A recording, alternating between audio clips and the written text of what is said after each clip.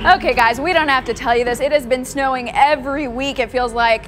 And guess what? There is all this winter buildup just sitting on our cars, and you know what? It is bad for our vehicles. Here to help us out with the end of winter maintenance is Master Auto Mechanic Robert Sokol. So let's take a look at this. How could you let your car sit around? Oh my gosh. I got slushed by a big truck, and this all this salt and muck that's on the car is not good for the paint job. It's not good for the entire car. And not only does it make your fingers dirty, but it's actually going to affect your paint. Why is that? It will, because that salt will actually deteriorate the paint, and if you don't have a good wax on it, you can end up with discoloration of your paint. Yeah, we got to get rid of that as soon as we can. Yeah. And then what about the undercarriage, right? So we're talking about anything under here. It could do a lot of damage. What is that? That salt will start corroding the your exhaust system, the suspension, the coil springs, even your brake lines, and could cause massive damage to your vehicle. Okay, Robert, when we look at this car, I mean, it needs to get cleaned up fast, right? Okay, and then let's go over here so we can take a look at some of the inside elements of the car. So we're getting all this salt, brine, it's doing damage to the carpet and also these floor mats. You know, why is that? Salt's an abrasive. Hopefully you have floor mats like this. Okay. But if you don't, and you have the carpet floor mats, and you've tracked in some of the salt into your car, and you're grinding it with your shoe every day into the carpet, you're going to wear your carpets out. It's going to discolor the carpet. It's going to make your carpets look terrible. Okay, so why is this one better? We said that we want to get one like this, but what is this? This is just rubber. You can buy them for any car. This one happens to be from Acura, and this you take out, you wash it up real quick, brand new again, and you leave the carpets unstained. Okay, well that rubber would just do miracles for the carpet. Now, let's talk about this. What is going on here? We've got a big circle. Well, a lot of people I've found don't really know how to work their heater.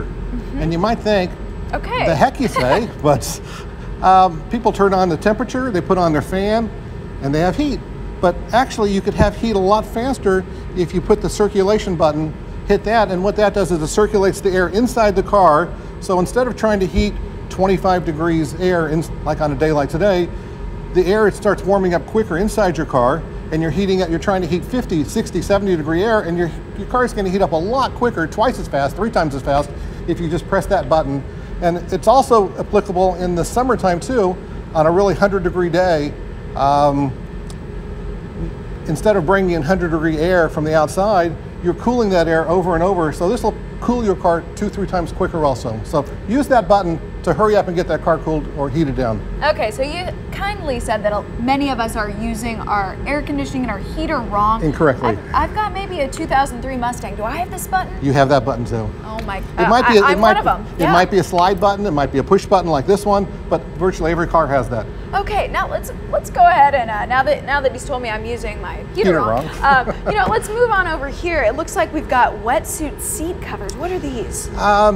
A lot of people who work out in the winter and get the salt and the snow and ice all over them, they'll want to put a pair of seat covers like this on. These are like $30 for a pair of them. Put them on your seats, and you protect your leather seats or even your fabric seats from getting discoloration. Okay, so we got to keep that leather nice, keep the fabric nice. Basically, he's telling us we just have to take care of our car, clean everything up, and of course, use the right heater. And the solution to all the salt and grit that you've got on your car, take it to the car wash, but make sure you buy the undercarriage wash so you get everything washed underneath it. And you're probably gonna have to do it a few times. We've had a lot of salt put on there, and the stuff gets packed underneath the car, so you really want to get that out. And even if you want to take it to a do-it-yourself one and get underneath there with the wand, you can do that also, but time to get the car wash underneath also. Well, thank you so much, Robert, for all those tips, and we're going to say goodbye to the salt brine. Very good. We're going to throw it into you, Bill.